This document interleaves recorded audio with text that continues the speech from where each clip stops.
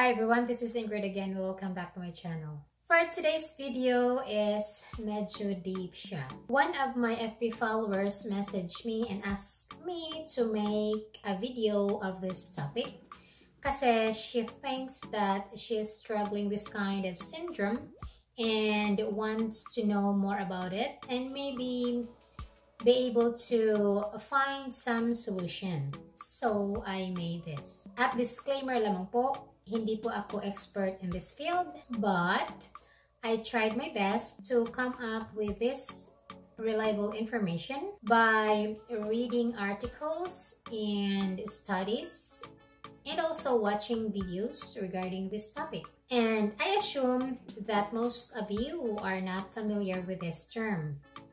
So, ano nga ba ang walkaway wife syndrome? Ang walkaway wife syndrome is a situation wherein yung misis ay bigla na lang magdedesisyon na iwan yung relasyon nila ng mister niya. And in most cases, ito ay resulta ng matagal na panahon na pagtitiis. Wherein yung wife keeps on trying na iparating yung mga hinaing o di kaya trying to fix their problem.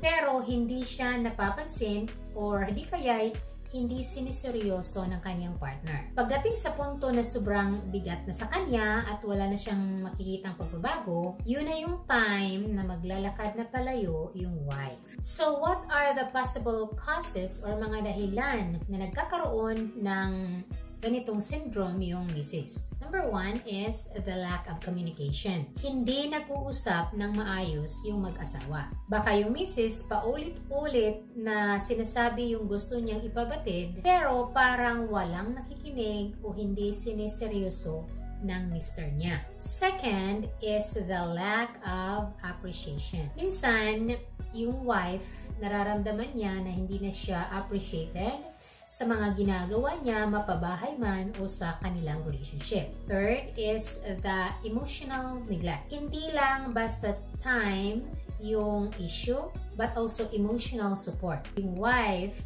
pakiramdam niya na mag-isa lang siya sa pagharap ng mga challenges sa buhay. Number 4 is the physical intimacy issues. Kung kulang ang intimacy or affection, pwede rin itong magtulak palayo sa wife. Number 5 is the unresolved conflicts. Yung mga away o hindi pagkakaintindihan na hindi naayos na naiipon na lang ng naiipon. Sixth and the last reason is overwhelmed by responsibilities. Baka si Mrs. siya yung nagbuhat lahat ng responsibility sa bahay, sa bata. At feeling niya ay siya lahat ang sumasalo sa lahat ng responsibilidad ng pamilya na dapat sana ay kayong dalawa o mag-asawa. And what are the signs that the wife is already experiencing this kind of syndrome? One is emotional distance. Yung misis ay unti-unti nang lumalayo. Hindi na siya masyadong open o hindi na siya masyadong nag-share ng feelings niya sa kanyang mister. Two is less communication. Bawas na yung kanilang pag-uusap. Yung mga deep conversations na dating common na ginagawa, ngayon bihira na lang o pwede ring mawala na. Number 3 is independent activities. Nagkakaroon na ng sariling activities yung wife, hiwalay sa kanyang mister, na parang gusto na niya ng kanyang space, sariling space. Number 4 sign is the avoidance of conflict. Imbis na i-address yung problema, iniiwasan na lang ito ng misis. Sign na nawala na nga siya ng gana na ayusin pa. Number 5 is the lack of enthusiasm. Yung excitement o gumawa ng plans together ay wala na. Parang hindi na siya interested sa mga future plans nila as a couple. And lastly, the sixth sign is the changes in priorities. Nagiging priority na ng wife or ng misis ang ibang bagay kaysa asawa niya. Like mga anak, hobbies, or yung kanyang trabaho. Kaya be observant. Pag nakita nyo na tong mga signs na to, Signs na ito na kailangan na ng particular attention ang relationship nyo para hindi na maglakad palayo yung wife. Now, what are some ways para maiwasan ang ganitong problema? Number 1 is honest communication. Importante na magkaroon kayo ng honest and open communication. Huwag magtago ng feelings or magkimkim. Importante na pag-usapan nyo agad. 2 is quality time. Make time for each other. Mag-date, magbakasyon, or kahit simpleng dinner lang na kayo lang dalawa. 3rd is appreciation. I-show mo sa kanya ang appreciation mo sa mga ginagawa niya, mapabahay man o relationship. I-show mo yung appreciation mo sa mga ginagawa niya, malaki man yan o maliit. Yung simpleng thank you or I appreciate you, malaking bagay na rin yan.